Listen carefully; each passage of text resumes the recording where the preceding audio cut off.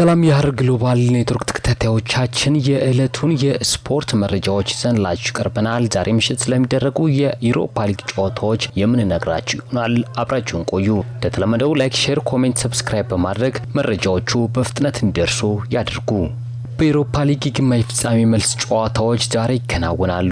ማንቸስተር ዩናይትድ በሜዳው ኦልድ ትራፎርድ አትሌቲክ ክለብን ሲያስተናግድ፣ ቶተንሃም ሆትስፐርስ ኖርዌይ አቅንቶ ቦዶ ግሊምትን ይገጥማል። ሁለቱ የእንግሊዝ ክለቦች በመጀመሪያ ጨዋታ ካስመዘገቡት ጥሩ ውጤት መነሻነት በርካታዎች በፍጻሜ ይጠብቋቸዋል።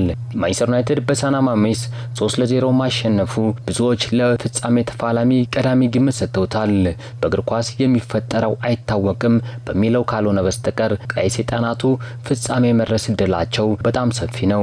አትሌቲክ ክለብ ከመጀመሪያው ጨዋታቸው የባሰ ተዳክሞ ነው ወደ ኦልድ ትራፎርድ ሄደው። አጥቂው ኦያን ሳንሴት ሳይመለስለት ወንድማማቾቹ ኢያንኪና ኒኮ ዊሊያምስ በጉዳት ከስብስብ ውጪ መሆናቸው ነገሮችን የበለጠ አስቸጋሪ ያደርግባቸዋል።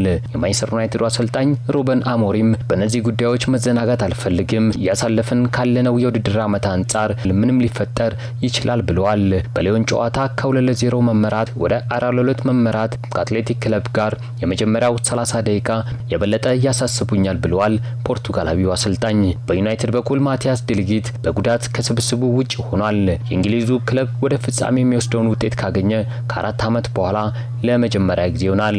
በሶልሻየር እየተመሩ በ2021 ለፍጻሜ ደርሰው በኡናይ ኢምሬ ይመራ በነበረው ቪያሪያል በመለያ ምት ተሸንፈው ዋንጫውን ማጣታቸው ይታወሳል። በ2017 ግን ጆዜ ሞሪኖ ዩናይትድን ዩሮፓ ሊግ አሸናፊ አድርገውት እንደነበረም አይዘነጋም። ቶተንሃም ሆትስፐር ከዩናይትድ አንጻር ምናልባትም ፈተናው ከበድ ሊል ይችላል። ቶተንሃም በመጀመሪያው ጨዋታ በሜዳቸው 3-1 ቢያሸንፉም ቦዶ በሜዳው ጠንካራ ቡድን መሆኑ በመጠኑ ስጋት ውስጥ ሊከታቸው ይችላል ተብሏል። ቦዶ ሰው ሰራሽ የሜዳ ንጣፍ ባለው ስታዲየማቸው ትላልቅ ቡድኖችን አሸንፈዋል። ቶተንሃም በቅርቡ ጉዳት የገጠመው ጄምስ ማዲሰን ከስብስቡ ውጪ አድርጓል።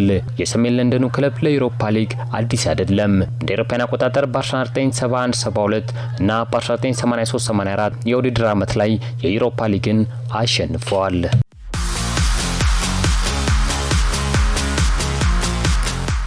እስካሁን ስትከታተሉት የነበረው መረጃ ይህን ይመስላል። እንደተለመደው ላይክ እና ሰብስክራይብ ሼር በማድረግ አጋር ይሁኑ።